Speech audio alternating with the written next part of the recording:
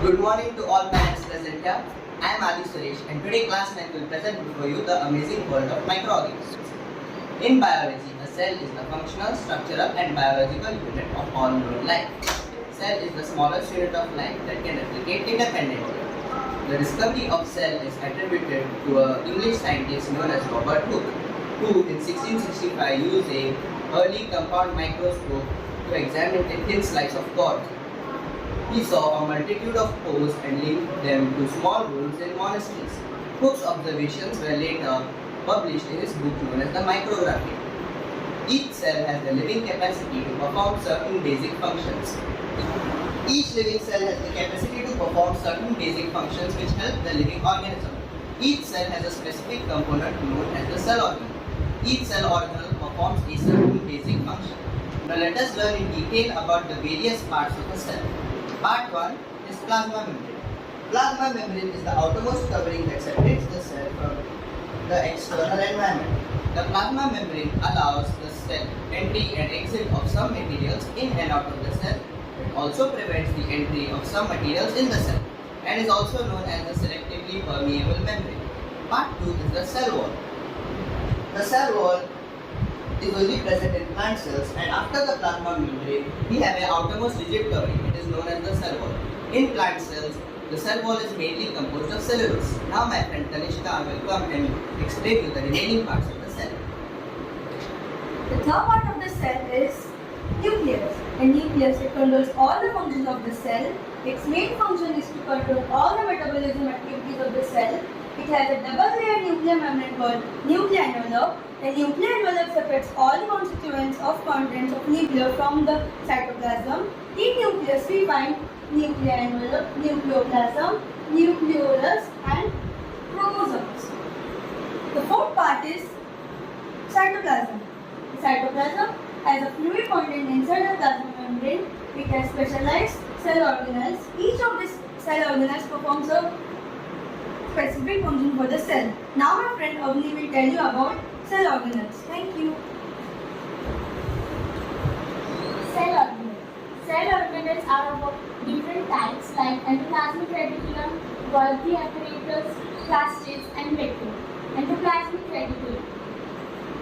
Endoplasmic reticulum is a large network of membrane-bound sheets and tubes. Endoplasmic reticulum is of two types: rough endoplasmic reticulum and smooth endoplasmic reticulum. Rough endoplasmic reticulum looks rough under a microscope because it has particles called ribosomes attached to its surface. Next is Golgi apparatus. Golgi apparatus' main function is storage. Lysosomes are formed into Golgi apparatus. Next is plastids. Plastids are only found in plant cells. They are of two types: leucoplast and chromoplast. Leucoplasts contain green pigment called chlorophyll, which helps in the process of photosynthesis. And next is vacuoles. Vacuoles are small in animal cells and vacuoles are large in plant cells. Now my friend Nitisha will tell you further. Types of microorganisms. Bacteria. Bacteria are single-cell microorganisms that belong to domain bacteria. They are among the most abundant and diverse forms of life on the earth, found in virtually every environment, including soil, water, air, and bodies of plants and animals. The bacteria exhibits a wide range of size, shape, and lifestyle, and plays a crucial role in various ecological, industrial, and medical processes. Viruses. Viruses are microscopic infection agents that can only replicate inside the cell of living organisms. Viruses are not considered as living organisms, as they lack in many of the characteristics of life, such as metabolism and ability to reproduce independently. Now my friend Vatisha will tell you more about it. Protozoa. Protozoa is a diverse group of single-cell eukaryotic organisms that belong to the kingdom Protista. Protozoa are found in aquatic and terrestrial habitats worldwide, ranging from freshwater to marine environment, to soil and bodies of plants and animals. Protozoa has a wide range of form, size, and lifestyle, and they play a crucial role in the ecosystem as consumer, decomposer, and parasite. Algae. Algae are photosynthetic organisms that belong to the kingdom Protista. They are found in terrestrial and aquatic habitats worldwide. They play a crucial role in ecosystem as primary producer, oxygen producer, and habitat provider. Fungi. Fungi are eukaryotic organisms that belong to the kingdom Protista that include mushroom, mold, and yeast.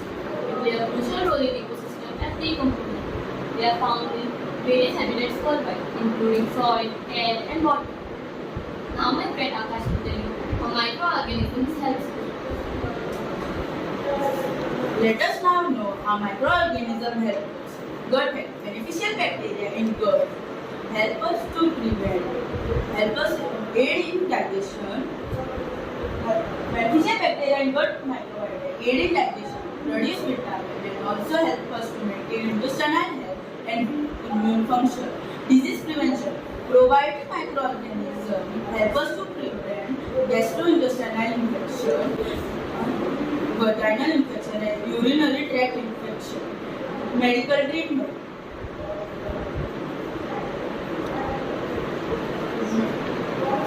Medical treatment. Microorganisms help us to produce antibiotics, vaccines, and other medicines used to prevent diseases infection.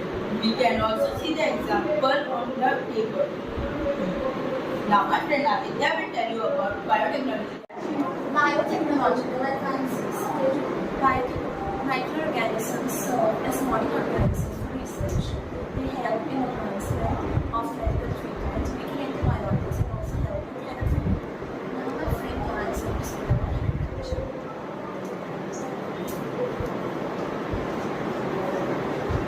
Now, how do microbes help in agriculture? Soil health. Microbes play an important role in nutrient cycle, soil fertility, organic matter decomposition, growth of plant, and agricultural productivity. Plant health. Beneficial microbes such as microorganisms fungi form symbiotic relations with the plant roots, promoting nutrient uptake, stress tolerance, and agricultural disease resistance in crops. Now my friend Dheeraj will tell you about nitrogen cycle. Nitrogen cycle. Nitrogen is needed for the formation of proteins, amino acids, and nitric acids. The circulation of nitrogen through living things like plants and animals and non-living things like air, soil, and water is called nitrogen cycle. Now my friend Ridhima will explain you nitrogen fixation. Nitrogen fixation. Our atmosphere has 78% of nitrogen gas. Plants and animals cannot take the nitrogen directly. It has to be first converted into simple nitrogen that can be easily obtained. The conversion of free atmospheric nitrogen into nitrogenous compound is called nitrogen fixation.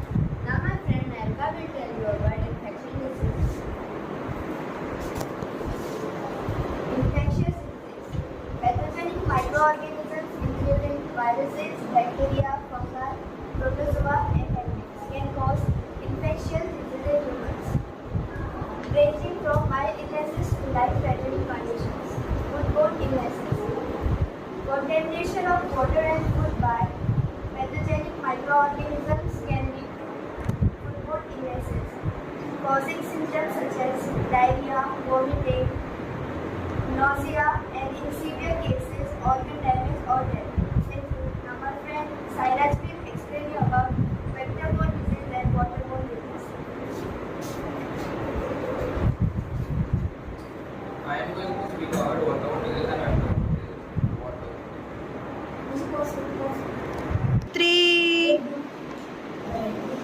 I am going to speak about waterborne disease and vector-borne disease. Waterborne disease. Microorganisms in contaminated water source can cause waterborne disease, including cholera, typhoid fever, bridiosis, and trichomonosis, leading to gastrointestinal infection and dehydration. Vector-borne disease. Some microorganisms are transmitted to humans through vectors such as mosquitoes, ticks, fleas, and flies, leading to malaria, dengue, fever, Zika virus, Lyme disease, and national fever. Now my friend Tanmay will speak about microorganisms in food. Microorganisms play important role in improving taste and flavors in food, such as vinegar, fermented foods like vinegar, rubella, and curd. Some pickles get their taste due to the presence of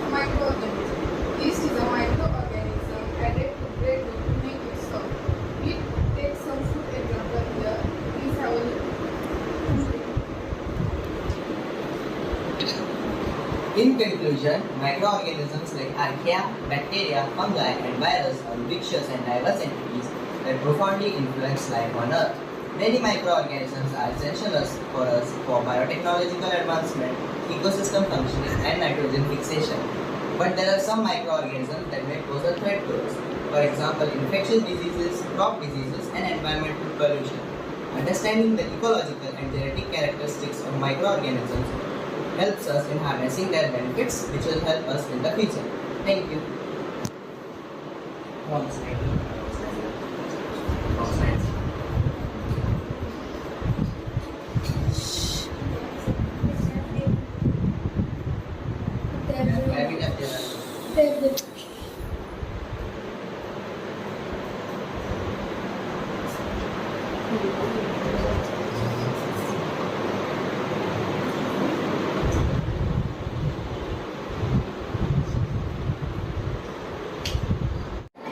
I'm really impressed with the ideas and the creativities that Gurukul is showing to get these kids learn about the new ways of new scientific things, the everyday things, and the microorganism things, which in our time we used to struggle a lot. But nowadays the kids are being so smart that teachers are giving their best that the kids who are already smart get the smartest idea. So I'm really happy with the idea what Gurukul is giving to their kids and making them the study making is, creativity with learning. Thanks a lot. That night, the topic was the microorganisms. Okay, and they illustrated that the whole class. And I feel that all these students, the teacher, the science teacher, the science teacher, involve all the students. Okay, they involve.